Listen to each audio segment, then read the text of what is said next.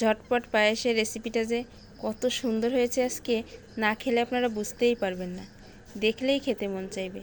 যার যার এই বৃষ্টির সময় বাসায় বসে পায়েস খেতে মন চাইবে, অবশ্যই এভাবে রেসিপিটা দেখে আপনারা বাড়িতে বসে রান্না করে খেয়ে জানাবেন কেমন হয়েছে। দেখুন শুধু। আসসালামু আলাইকুম, আফসানা ভিলেজ ফুডে আপনাদের সবাইকে স্বাগত জানাই। বন্ধুরা, আপনারা সবাই ভালো আছেন? আমরা সবাই ভালো আছি। আমার নতুন বন্ধু, পুরনো বন্ধু যারা যারা আমার ভিডিওটা দেখছেন তাদেরকে অসংখ্য অসংখ্য ধন্যবাদ আমার ভিডিওটা দেখার জন্য। দেখুন, এখানে আমি নিয়েছি পোলার চালটা এবার আমি পরিষ্কার করে ধুয়ে নেব। কিভাবে পায়েস রান্না করব দেখতে থাকুন, সঙ্গে থাকুন। আশা করছি দেখে আপনাদের ভালো লাগবে। চুলার উপরে পানিটা দিয়েছি, এবারে চাল ধুয়ে নিয়েছি, চালগুলো দিয়ে দেব।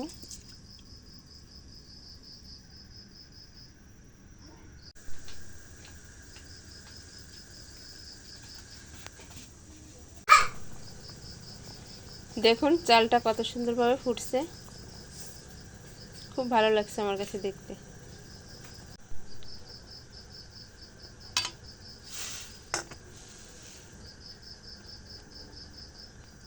পোলার চালটা কিন্তু আমার খুব সুন্দরভাবে ফুটে উঠেছে। এবারে দিয়ে দেব দারচিনি, এলাচ, সামান্য একটু লবণ, তেজপাতা,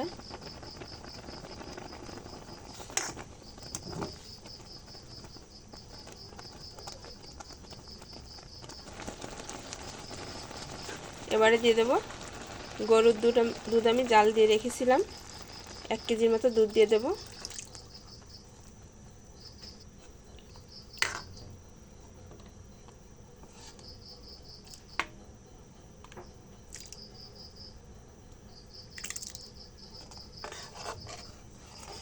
দুধটা দিয়ে আমি খুব ভালো করে নেড়ে চেড়ে নিয়েছি।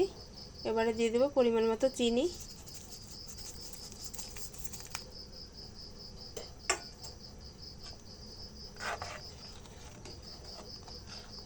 চিনিটা দিয়ে আমি আবারও ভালো করে নেড়ে নেব।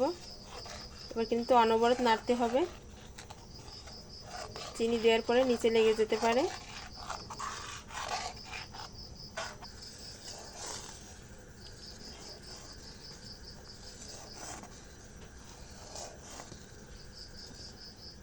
দেখুন চিনিটা কিন্তু খুব ভালোভাবে গলে গেছে। আমি প্রায় 5 থেকে 7 মিনিটের মতো নেড়ে নিয়েছি। এবারে দিয়ে দেব কিশমিশ, অর্ধেকটা দেব, সবটা দেব না। পরিবেশন করার সময় তখন আবার অর্ধেকটা দেব। দেখুন খুব সুন্দর একটা পায়েসের সেন্ট বেরিয়ে গেছে। পায়েসে কিন্তু ঘনত্ব একটা তৈরি হয়ে গেছে। দেখুন এবার আমি চুলা থেকে এটাকে নামিয়ে নেব। দেখতেই তো পেলেন কত তাড়াতাড়ি আমি খুব সহজভাবেই পায়েস রান্না করে নিলাম।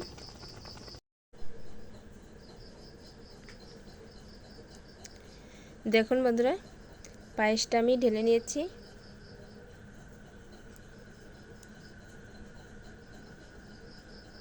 বাকি যে অর্ধেক কিশমিশ ছিল ওটাও আমি উপর থেকে দিয়ে নিয়েছি। এটা থেকে দেখা যাচ্ছে না, মনে হয় নিচে চলে গেছে। এটা থেকে কয়েকটা দেখা যাচ্ছে। দেখুন বন্ধুরা, আপনারা অবশ্যই ভিডিওটা দেখে বেশি বেশি করে কমেন্ট করবেন।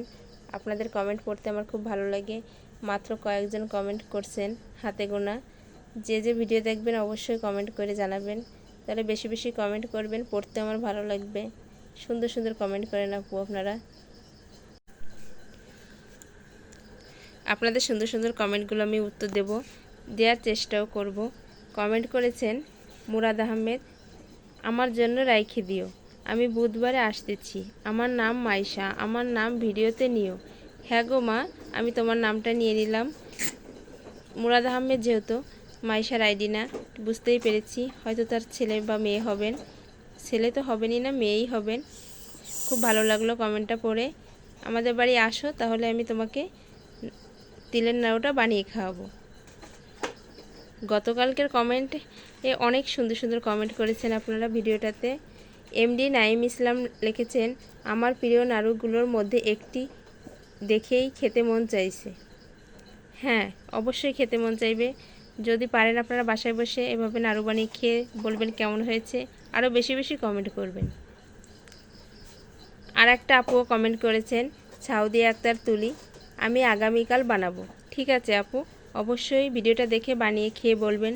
আবারও কমেন্টে জানাবেন কেমন হয়েছে। এই তো আপু, আমি আপনাদের সব কয়েকজনেরই নামটা নিয়ে নিলাম।